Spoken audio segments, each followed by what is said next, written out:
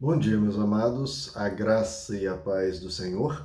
Eu sou o pastor Rômulo Pereira, da Igreja Batista Palavra da Graça, e hoje nós vamos estudar os Atos dos Apóstolos, capítulo 12, versos 21 e 22, que nos dizem: No dia marcado, Herodes, vestindo seus trajes reais, sentou-se em seu trono e fez um discurso ao povo.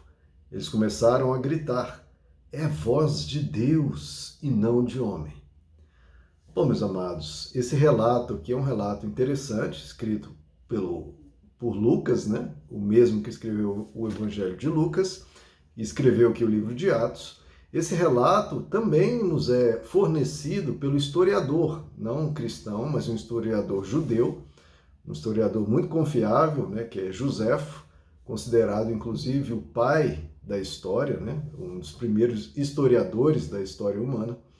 E no seu livro, A Antiguidade dos Judeus, ele nos traz esse relato. Que isso aqui ocorreu no segundo dia dos Jogos que o rei Herodes Agripa, fez em homenagem ao imperador romano, o imperador Cláudio. Então, no segundo dia dessas festividades, ele se vestiu com seu paramento todo real, e diz o historiador Joséfo que eram roupas feitas de prata, inteiramente de prata, uma roupa belíssima, e que quando o sol raiou, e ele estava ali diante da arena, né, do anfiteatro, onde estava tendo os jogos, o sol raiou e os raios do sol bateram, né, claro, na veste toda de prata, e a veste resplandeceu de uma maneira espetacular, gerando assombro, gerando admiração, e o povo ficou assim maravilhado. E por isso contribuiu para esse relato aqui do povo dizendo: é voz de Deus, né? Porque estavam vendo uma pessoa toda resplandecente e com um belo discurso, né? Então isso ocorreu, é relatado por Joséfo, e inclusive os reis tinham os seus chamados bajuladores, né? Os seus poetas, e os poetas, né, que declamavam, faziam, né, toda uma oratória para enaltecer, para exaltar a figura do rei.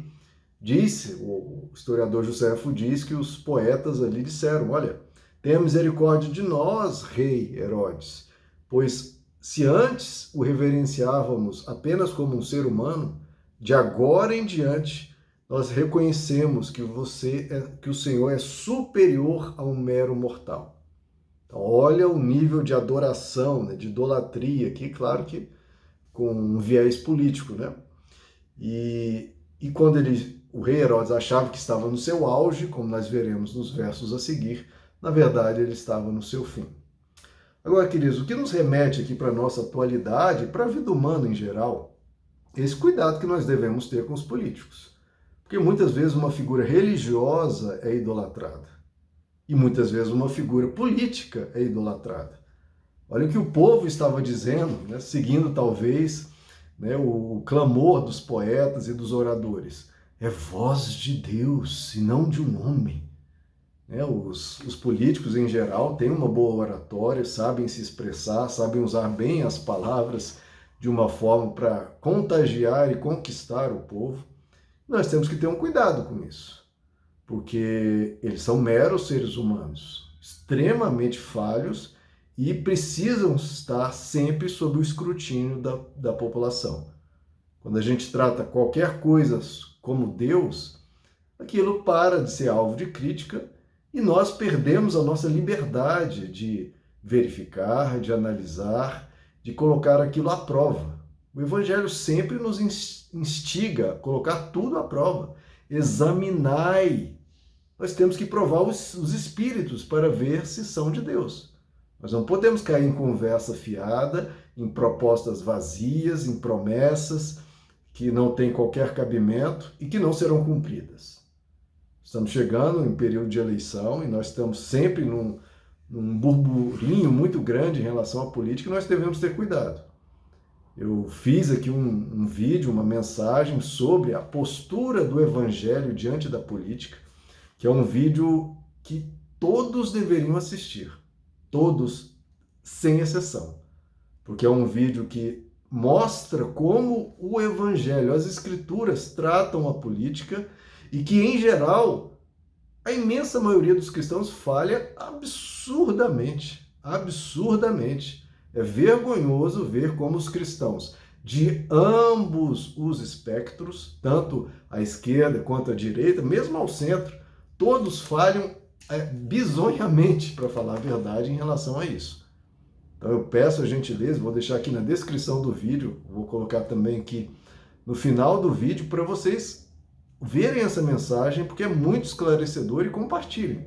Porque realmente os cristãos estão fazendo um papel muitas vezes ridículo, muitas vezes tendencioso e muitas vezes perigoso. Quando a religião se mistura com a política, queridos, é o Apocalipse, né? O livro de Apocalipse mostra que no fim dos tempos, uma das piores coisas que vai ocorrer é isso. É a união das duas coisas, da religião e com a política, né? A besta que surge do mar se unindo com a besta que surge da terra. Isso é muito perigoso, e nós já vimos que na história humana, em todas as vezes que isso ocorreu, isso resultou em tragédia, em corrupção de ambos os lados, tanto a religião se corrompia quanto a política se corrompia. Quando mistura as duas coisas, a gente trata um religioso ou um político como voz de Deus, meu irmão, isso destrói tudo. Porque para-se de analisar, de criticar, de ter uma voz profética que denuncia os erros. Porque todo político erra, irmão. Qual político que não erra? Qual? Então, quando você se filia de uma maneira quase devotada para um dado político, você para de criticá-lo, e ele, não recebendo mais qualquer freio moral, freio crítico, ele começa a desandar. Ele começa a perder-se. O poder sobe a cabeça, como dizem também, o poder corrompe. E quanto menos crítica, o poder vai se tornando quase que absoluto na cabeça dele.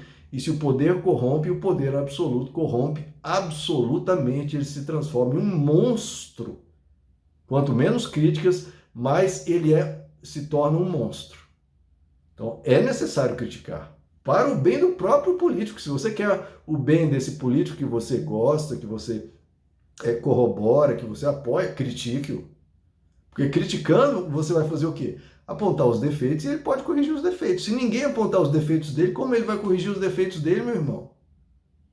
É uma coisa tão óbvia, ele precisa ser confrontado para que ele melhore.